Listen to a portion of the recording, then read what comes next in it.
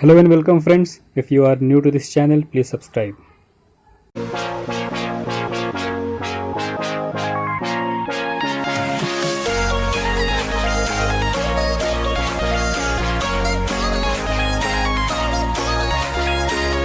आज हम लोग क्लास 7 हिंदी सुनहरी धूप पाठ्य पुस्तक से हींग वाला कहानी पढ़ेंगे।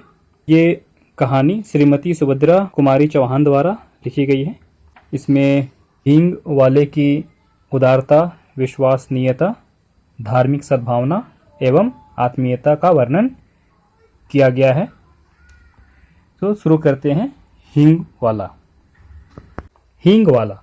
अम्मा हींग लेगा कहता हुआ लगभग 35 साल का एक खान आंगन में आकर रुक गया। पीठ पर बांधी हुई पोटली को खोलकर उसने नीचे रख दिया और मौलसीरी के नीचे बने हुए चबूतरे पर बैठ गया। भीतर बरामदे से एक 9-10 वर्ष के बालक ने बाहर निकलकर उत्तर दिया, अभी कुछ नहीं लेना है, जाओ। इस पैराग्राफ में लेखिका कहती हैं कि कोई 35 साल का एक हींग बेचने वाला जब आंगन में आकर आवाज़ दिया कि हींग बेच रहा था वो, तो आवाज़ लगाया कि हींग लेना है। तो एक 9-10 साल का बच्चा बाहर आकर कहा कि नहीं लेना है हींग, अभी जाओ।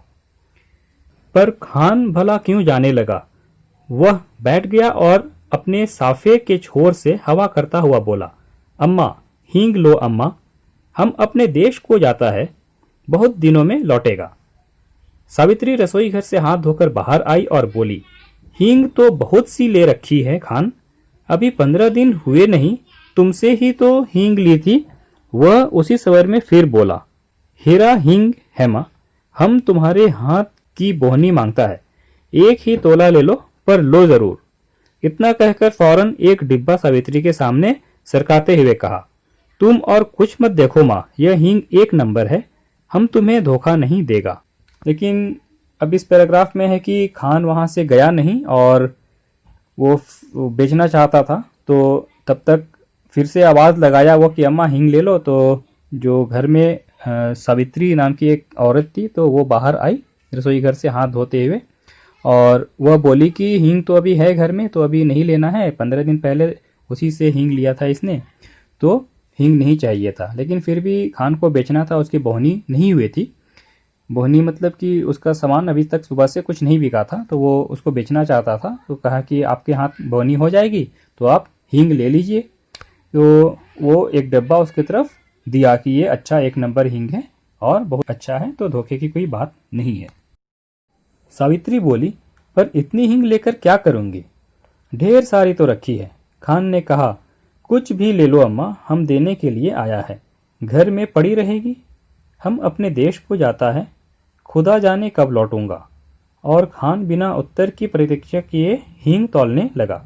इस पर सावित्री के बच्चे बहुत नाराज हुए। सभी बोल उठे, मत लेना माँ, तुम कभी ना लेना, जबरदस्ती तौले जा रहा है। जब खान ने हींग तौलकर पुड़िया बनाकर सावित्री के सामने रख दी, तब सबसे छोटे बच्चे ने पुड़िया उठाकर खान की ओर फेंकते हुए कहा, ले जाओ, हमें नहीं लेना है, चलो माँ भीतर चलो। यहाँ पर लेखिका कहती हैं कि सावित्री को हींग की जरूरत नहीं थी, इसलिए वो खरीदना नहीं चाह रही थी, लेकिन खान को उसे बेचना था, इसलिए उसने आग्रह किया कि थोड़ा भी ले लो, लेकिन ले लो, अगर जरूरत आज भी नहीं है तो बाद में काम आ जाएगा, नहीं तो घर में रखा रहेगा, बाद में वो कभी भी काम आ सकता है। और वो ये भी बोला कि उसको अपने गांव को जाना है, इसलिए वो कुछ दिन तक नहीं आएगा, इसलिए वो तौलने लगा और उसको बेचने के लिए उसके तरफ देने लगा। लेकिन तभी उसके बच्चे ने आग्रह किया कि नहीं, इससे मत लो माँ, ये तो जबरदस्ती तौल रहा है। तो बच्चों को भी गुस्सा आया उसके ऊपर और कहा कि नहीं लेना है। सावित्री ने किसी की बात का उत्तर न दे हींग की पुड़िया उठा ली और पूछा, कितने पैसे हुए खान। 35 पैसे अम्मा, खान ने उत्तर दिया। सावित्री ने 7 पैसे तोले के भाव से 5 तोले के दाम 35 पैसे लाकर खान को दे दिए। खान सलाम करके चला गया, पर बच्चों को माँ की यह बात अच्छी न लगी। बड़े लड़के ने कहा, माँ तुमने खान को वैसे ही पैसे दे दिए, हींग की कुछ जरूरत नहीं थी। छोटा माँ से चिढ़कर बोला, दो माँ 35 पैसे हमको भी दो, हम बिना लिए न रहेंगे। लड़की जिसकी उम्र 8 साल की थी बड़े गंभीर स्वर में बोली, तुम माँ से पैसा ना मांगो, वे तुम्हें न देंगी। उनका बेटा वही खान है।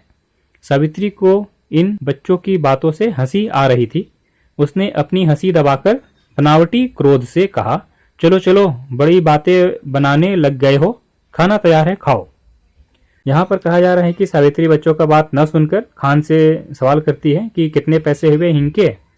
वो समझ रही थी कि हो सकता है खान को पैसे की जरूरत हो या उसे बेचना हो, उसकी बोहनी नहीं हुई थी, इसलिए उसने खरीद लिया और खान से पूछा कितने पैसे हुए। तो खान ने बताया कि 35 पैसे हुए हैं।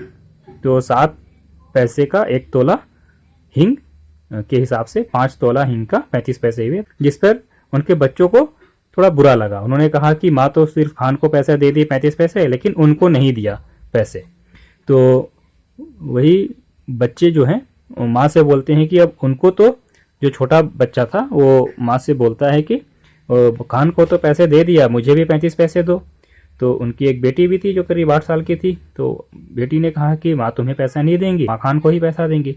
तो इस पर सावित्री को हंसी भी आ रही थी, लेकिन फिर भी बनावटी क्रोध में मैंने थोड़ा अच्छा से बच्चों को बोला कि खाना लग गया है और खाना खाने के लिए जाओ और बात मत करो। छोटा बोला, पहले पैसे दो, तुमने खान को दिए हैं। सावित्री ने कहा, खान ने पैसे के बदले में हींग दी है, तुम क्या दोगे? छोटा बोला, मिट्टी देंगे। अब यहाँ पर थोड़ा सा खेल दिखाया जा रहा है बच्चे और माँ के बीच कि छोटा माँ से पैसे मांग रहा है, तो माँ कह रही है कि तुम्हें क्यों दो पैसे, तो खान ने तो पैसे के बदले हींग दी है, तुम क्या दोगे, तुम बताओ। तो छोटा बच्चा बोलता है, हम तो मिट्टी दे देंगे। तो ये इस तरह से इसको बताया गया है। सावित्री हंस पड़ी, अच्छा चलो पहले खाना खा लो, फिर मैं रुपया तोड़वाकर तीनों को 35-35 पैसे दूंगी। खाना खाते खाते हिसाब लगाया गया, 1 रुपया में 100 पैसे। 35 पैसे रतन लेगा, 35 पैसे मुन्नी लेगी। छोटे के लिए तो 30 पैसे बचेंगे। छोटा बिगड़ पड़ा, कभी नहीं, मैं 30 पैसे नहीं लूंगा। दोनों में मारपीट हो चुकी होती यदि मुन्नी 30 पैसे स्वयं लेना स्वीकार न कर लेती। तो यहाँ पर अब सावित्री को हंसी भी आ रही थी कि बच्चे 35 पैसे के लिए जिद कर रहे हैं कि खान को मिला है और इनको नहीं मिला है। तो वो बोली, अच्छा ठीक है। वो हंसी भी आ रही है और बोल भी रही है कि चलो पहले खाना खा लो, बाद में जब मैं रुपए का खुला करवाऊंगी, उसको तोड़वा कर बोलते हैं, जब चेंज कराते हैं रुपए को। तो वो बाद में बोली कि जब रुपए को तोड़वा कर जब चेंज आ जाएगा तब 35-35 पैसे तीनों को दे देंगे। तो खाना तो खा रहे थे बच्चे लोग और फिर सोचे कि 35-35 अगर कैसे मिलेगा, अगर 1 रुपया का तोड़वाएंगे तो 1 रुपए में तो 100 पैसे होंगे, 2 को 35-35 मिल जाएंगे, लेकिन तीसरे के लिए तो सिर्फ 30 पैसे ही बचेगा। तो छोटे को गुस्सा आ गया, उसने कहा कि मैं 30 पैसे तो नहीं लूंगा, मुझे 35 पैसे चाहिए। और लगभग मारपीट ही हो रही थी भाई बहन में। तो जो बहन थी मुन्नी, उसने कहा कि ठीक है 30 पैसे वो ले लेगी, तब जाकर वो माना। कई महीने बीत गए, सावित्री की सब हींग खत्म हो गई। इसी बीच होली आई। होली के अवसर पर हिंदू मुसलमान में बड़े भयंकर रूप से दंगा हो गया। बहुत से हिंदू मुसलमान मारे गए। मरने वालों में 2 खान भी थे। सावित्री कभी कभी सोचती, हींग वाला खान तो नहीं मार डाला गया। न जाने क्यों उस हींग वाले खान की याद उसे प्रायः आ जाया करती थी। एक दिन सवेरे सवेरे उसी मौलसीरी के पेड़ के नीचे चबूतरे पर बैठी वह कुछ बुन रही थी। उसने सुना उसके पति किसी से कड़े स्वर में कह रहे हैं, क्या काम है, भीतर मत जाओ। उत्तर मिला, हींग है, हेरा हींग। और खान तब तक आंगन में सावित्री के सामने पहुंच चुका था। खान को देखते ही सावित्री ने कहा, बहुत दिनों में आए खान, हींग तो कब की खत्म हो गई। खान बोला, देश को गया था अम्मा, परसों ही तो लौटा हूं। सावित्री बोली, यहां तो हिंदू मुसलमानों में बहुत जोरों का दंगा हो गया। खान बोला, सुना, समझ नहीं है लड़ने वालों में। सावित्री बोली, खान तुम यहां चले आए, तुम्हें डर नहीं लगा? दोनों कानों पर हाथ रखते हुए खान बोला, ऐसी बात मत करो अम्मा, बेटे को भी क्या माँ से डर हुआ है जो मुझे होता। इसके बाद ही उसने अपना डिब्बा खोला और एक छटाक हींग तौलकर सावित्री को दे दी। रेजगी दोनों में से किसी के पास न थी। खान पैसा फिर आकर ले जाएगा, सावित्री को सलाम करके वह चला गया। अब बहुत दिन हो गए थे, खान अपने गांव से फिर वापस नहीं आया था हींग बेचने के लिए यहाँ पे। तो सावित्री की हींग भी खत्म हो गई थी। इसी बीच होली आई और होली में हिंदू मुसलमान के बीच दंगा हो गया था और मरने वालों में 2 खान भी मारे गए थे। तो सावित्री को डर भी होता था कि कहीं वही हींग वाला खान तो मारा नहीं गया, तो इसलिए वो सोच रही थी। लेकिन फिर एक दिन ऐसा हुआ कि जब वो कुछ बुन रही थी मैंने तो वो जब सिलाई कर रही थी, तो या स्वेटर बिन रही थी या कुछ भी बना रही थी, तो उसको बिनना बोलते हैं। तो उसको वो आवाज़ सुनाई दिया कि उसके पति दरवाजे पे किसी को मना कर रहे हैं कि अंदर मत जाओ, क्या काम है, ऐसे बोल रहे थे। तो वो खान ही था और खान ने कहा कि हींग है, हेरा हींग है, कुछ और नहीं है। तो वो बेचने जा रहा था। तो तब तक वो अंदर आकर सावित्री के पास बोला कि हींग है। तो सावित्री बोली कि अच्छा खान आ गए, इतने दिन से कहाँ थे? तो उस खान ने कहा कि वो अपने देश को गया था। सावित्री ने कहा कि यहाँ तो दंगा हो गया है, क्या तुम्हें यहाँ आने से डर नहीं लगा?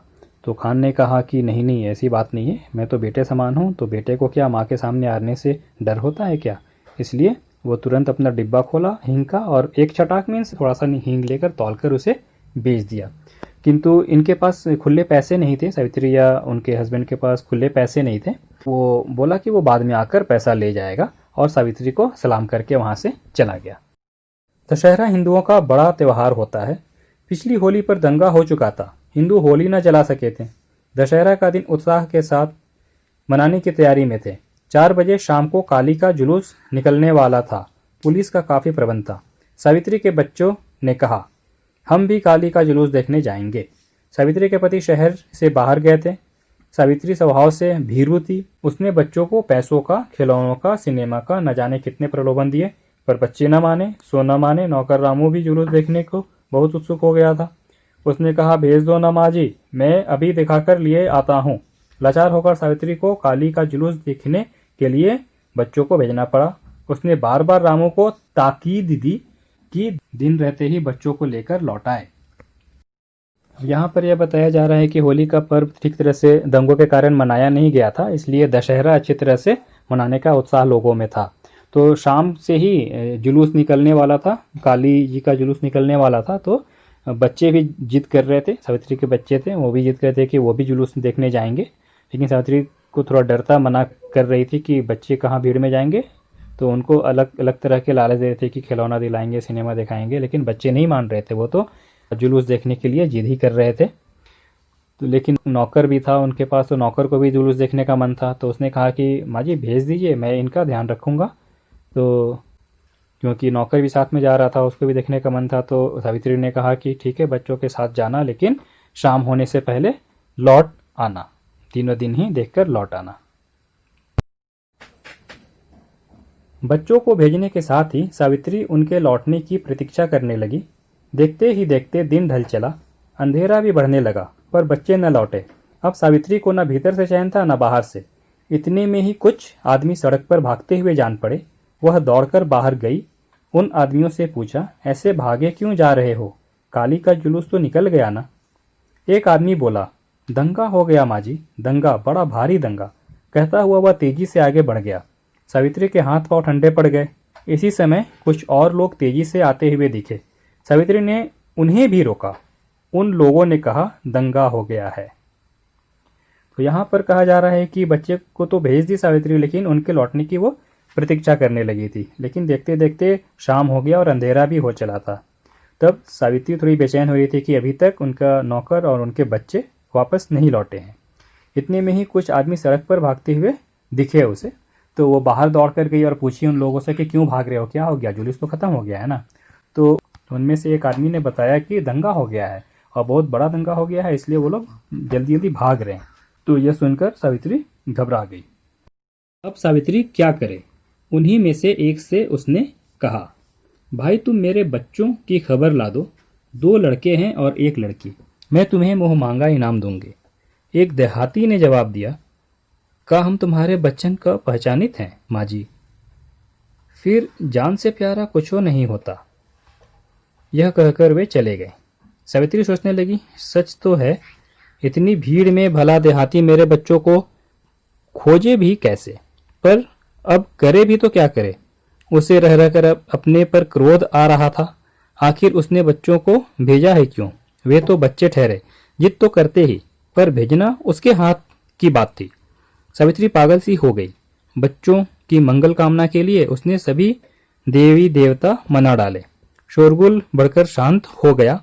रात के साथ नीरवता बढ़ गई, पर बच्चे लौटकर न आए। सावित्री उदास हो गई और फूट फूट कर रोने लगी। इसी समय उससे वह चिर परिचित स्वर सुनाई पड़ा, अम्मा। यहाँ पर कहा गया है कि सावित्री तो घबरा गई कि अब बच्चे नहीं लौटे हैं, तो उसने उसी भीड़ में से किसी एक आदमी से कहा कि तुम मेरे बच्चे को ढूंढ कर ला दोगे। 2 लड़का है, 1 लड़की है जो जुलूस देखने गए थे। तो एक व्यक्ति ने कहा कि हम कैसे पहचानेंगे, हम तो पहचानते नहीं आपके बच्चे को, और उससे पहले तो जान पे आ रहा है ना, हम दोबारा वहाँ कैसे जाएंगे। ये सुनकर सावित्री सोच में पड़ गई कि अब क्या करें, और वो और ज़्यादा घबराहट उसके बढ़ते जा रही थी। अब रात के साथ साथ अब रात की खामोशी भी बढ़ रही थी, पर बच्चे लौटकर नहीं आए थे। तो वह रोने लग गई थी जब तक, तभी उसे एक जाना पहचाना आवाज़ सुनाई पड़ा, अम्मा। अम्मा कहकर उसे किसी ने बुलाया। सावित्री दौड़कर बाहर आई। उसने देखा उसके तीनों बच्चे खान के साथ सकुशल लौट आए हैं। खान ने सावित्री को देखते ही कहा, वक्त अच्छा नहीं अम्मा, बच्चों को ऐसी भीड़ भाड़ में बाहर न भेजा करो। बच्चे दौड़कर माँ से लिपट गए। ने अम्मा आवाज़ सुना तो वह दौड़कर बाहर आई और उसने देखा कि उसके तीनों बच्चे लौट आए हैं और खान के साथ हैं। तब खान ने सावित्री से कहा कि समय अच्छा नहीं चल रहा है, इसलिए बच्चों को ऐसे भीड़ भाड़ में बाहर ना भेजा करें। तो बच्चे भी जाकर माँ से लिपट गए। तो दोस्तों, ये थी हिंगवाला की कहानी, और पसंद आई हो तो लाइक करें, सब्सक्राइब करें और सीखते रहें। धन्यवाद।